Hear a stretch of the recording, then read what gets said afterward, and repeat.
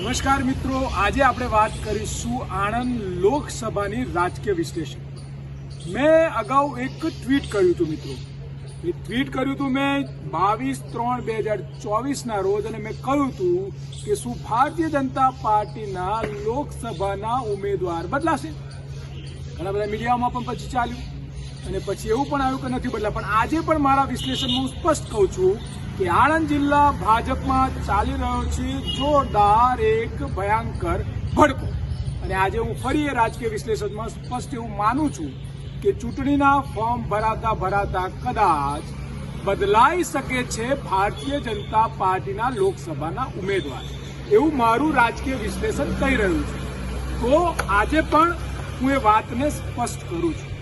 અને બીજી વાત એ છે કે એક બાજુ કોંગ્રેસ પાર્ટીમાંથી લોકસભાના ઉમેદવાર ઈશ્વરભાઈ ચાવડાના પૌત્ર અમિતભાઈ ચાવડા, જે એક ક્ષત્રિય સમાજના આગેવાન તરીકે ઉભરી આવ્યા છે।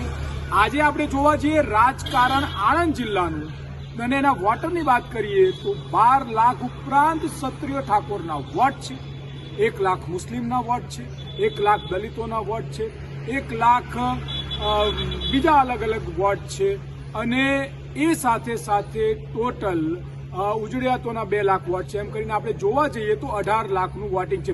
પણ આ જિલ્લાની સીટ પર ક્ષત્રિય સમાજનું પ્રભુત્વ છે।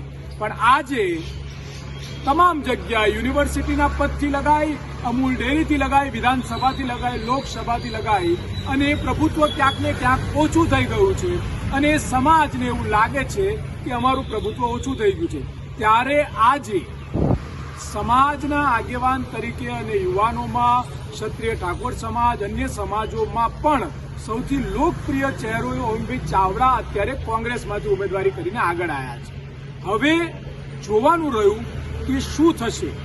આ વિશ્લેષણમાં સ્પષ્ટ છે કે શું ભારતીય જનતા પાર્ટીના ઉમેદવાર બદલાઈ રહ્યા છે। મારું રાજકીય વિશ્લેષણ એવું કહે છે કે એવું બની શકે છે, અને બની શકે તો શું અમિતભાઈ ચાવડા જે ક્ષત્રિય સમાજનું પ્રતિનિધિત્વ લઈને નીકળ્યા છે, એક બાજુ એવું પ્રતિનિધિત્વ છે ગુજરાત અને દેશના રાજકારણમાં આગળ જઈ શકે એવી રીતે કોંગ્રેસમાં પ્રભુત્વ ધરાવે છે અમિતભાઈ ચાવડા, વિરોધ પક્ષના નેતા છે, ધારાસભ્ય છે, અને રાષ્ટ્રીય સ્તરે કોંગ્રેસમાં ખૂબ જ મજબૂત નેતા મનાય છે। હવે બીજી બાજુ ભારતીય જનતા પાર્ટી આ જે મજબૂત ક્ષત્રિય સમાજના પ્રભુત્વની વાત લઈને ચાલનાર આગેવાન છે, એને રોકવા માટેની રણનીતિ બનાવી રહી છે। મારું વિશ્લેષણ એવું કહે છે કે શું ઉમેદવાર બદલાશે તો મહારાણા પ્રતાપને હરાવવા માટે અકબરે જે ચાલ ચલી હતી, શું આ ભારતીય જનતા પાર્ટી પણ આજે ક્ષત્રિય સમાજનું પ્રતિનિધિત્વ કરીને જે અલગ અલગ તમામ એસટી, એસસી, ઓબીસી અને પીડાતા લોકોને સાથે લઈને જે આણંદમાં અત્યારે અમિત ચાવડા નીકળ્યા છે, ઈશ્વર ચાવડા પછી અમિત ચાવડા નીકળ્યા છે, એ અમિત ચાવડાને રોકવા માટેનો પ્રયત્ન ભારતીય જનતા પાર્ટીના રાજકીય કયા પાસા તરીકે કરી શકે છે જોવાનું રહ્યું। પણ હું એવું સ્પષ્ટ માનું છું કે આંકડાકીય રીતે ક્યાંક ને ક્યાંક ભાજપ આ ક્ષત્રિય સમાજ જે એકત્રિત થઈ રહ્યો છે, આપ જોઈ રહ્યો છો કે જ્ઞાનીબેન ઠાકોરથી લગાઈ, અમિત ચાવડાથી લગાઈને આ બાજુ આદિવાસી બેલ્ટમાં ચેતર વસાવા તથા આનંદ પટેલ અને સિદ્ધાર્થ ચૌધરી, મતલબ એસટી, એસસી, ઓબીસી, જે આ ગુજરાતમાં 82% ઉપરાંત આ જાતિઓ પ્રભુત્વ ધરાવે છે, માઇનોરિટી,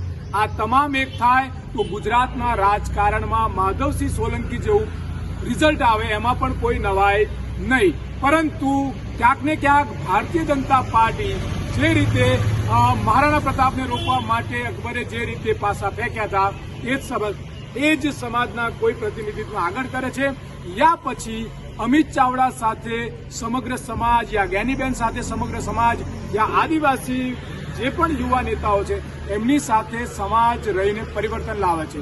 તો ખૂબ જ મોટું રાજકીય વિશ્લેષણ છે મારું માનવું છે।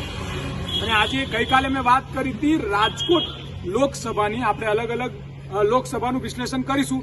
આજે મારું વિશ્લેષણ સ્પષ્ટ છે કે આણંદમાં ભારતીય જનતા પાર્ટી ભાજપના અંદોર એક જબરદસ્ત વિગ્રહ અને જબરદસ્ત વિરોધના કારણે ઉમેદવાર બદલી શકે છે, એવું મારું વિશ્લેષણ છે, અને અમિત ચાવડાને રોકવા માટેનો પ્રયત્ન કરશે।